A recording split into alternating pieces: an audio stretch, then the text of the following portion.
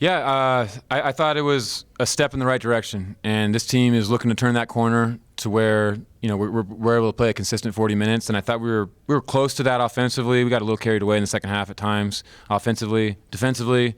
There were flashes like the last 10 minutes or so, the first half, a couple good stretches in the second half, but we gotta fix that and get more consistent on the defensive end. And I'm tired of talking to these guys and them saying they have a defensive identity and then us not showing that on the floor. And so we need to take that step as a team. Coming into the season, I think the three things you said you want to improve on: turnovers, rebounds, and playing defense. You guys aren't turning it over. You're rebounding the ball well. What's kind of the next step to getting so you complete the hat trick and the defense does make those strides? Well, I think early on, a lot of it was overthinking. We weren't playing physical enough. Guys were able to get deep catches and get to their spots too easy.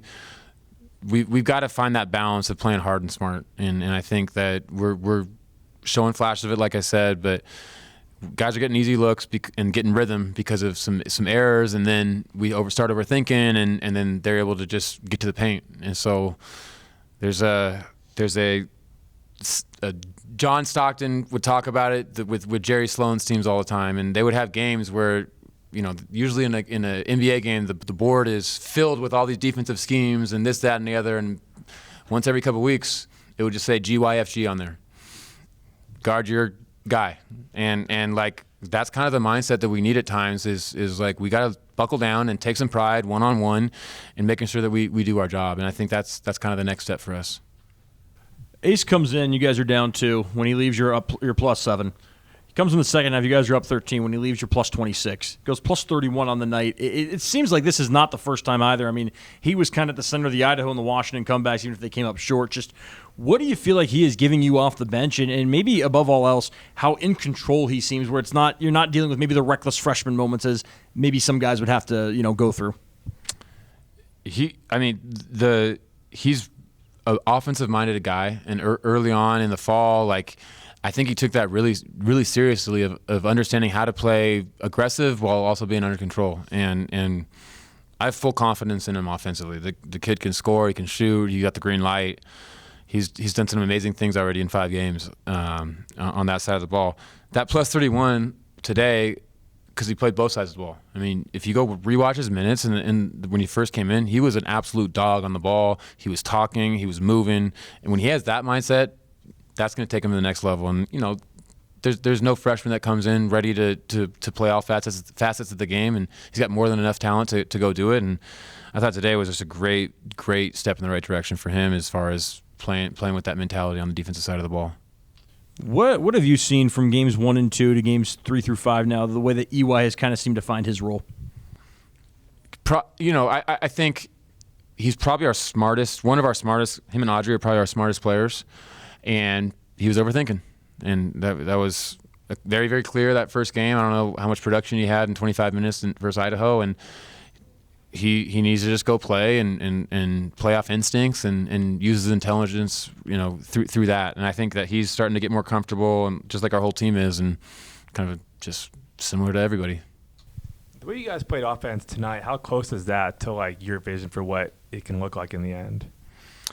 For the most part, I think we did a really good job of playing through the paint. And we did it different ways early on in the game.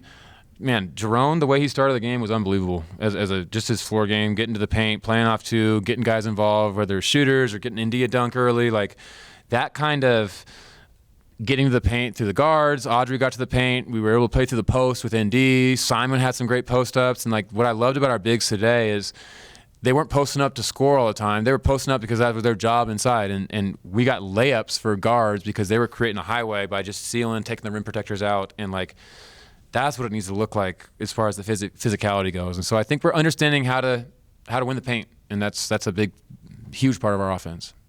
With Ace, take us back to what it took to flip him here, and for him to be scoring 20, 4 games into his college basketball career, or 5, I guess. Were you? I mean, I'm sure you believed in him, but how does that kind of match up with your kind of expectation for him?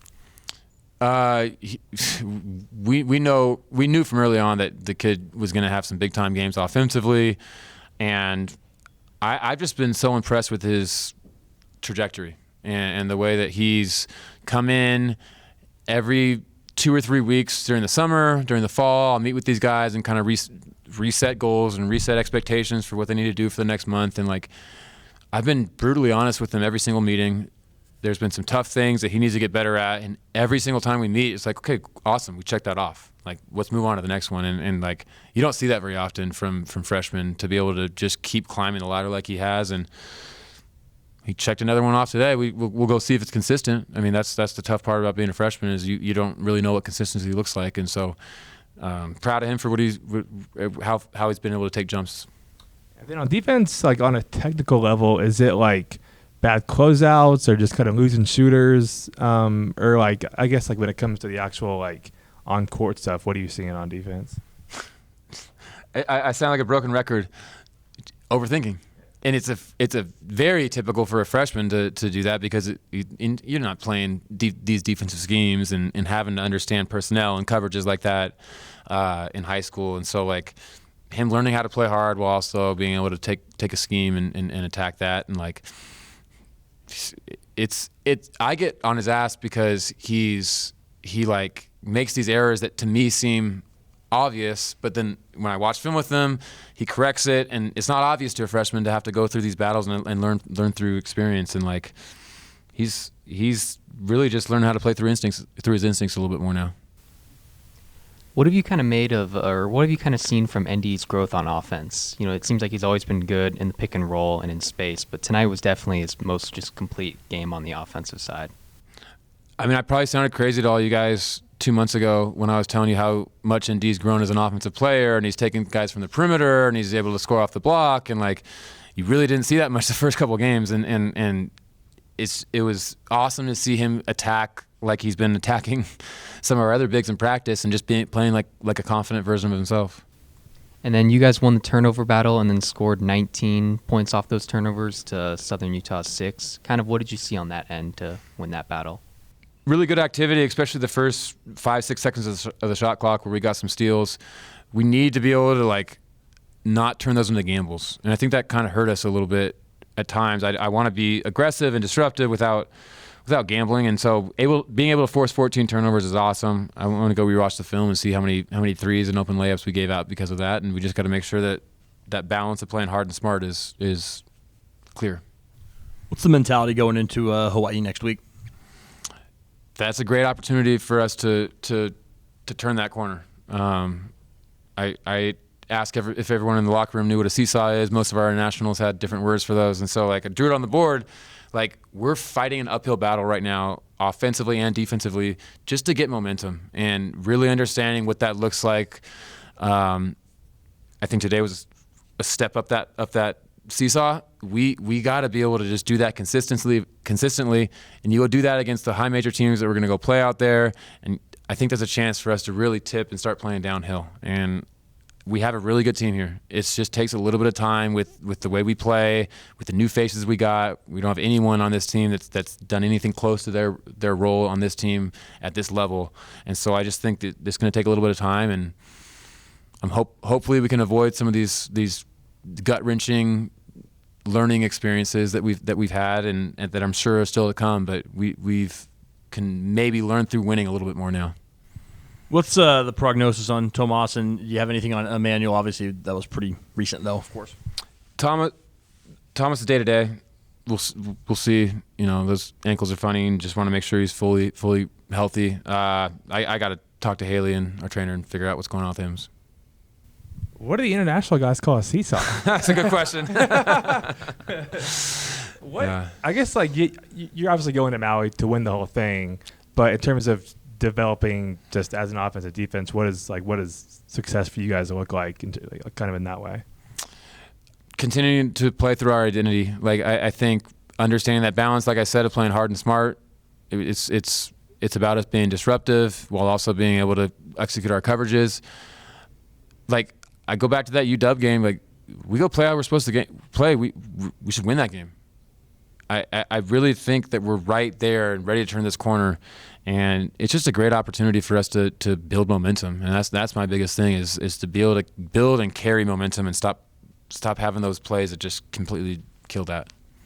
Last thing for me, it seems like you mentioned just like in time the vision will come together and you'll start playing the way you think they can play.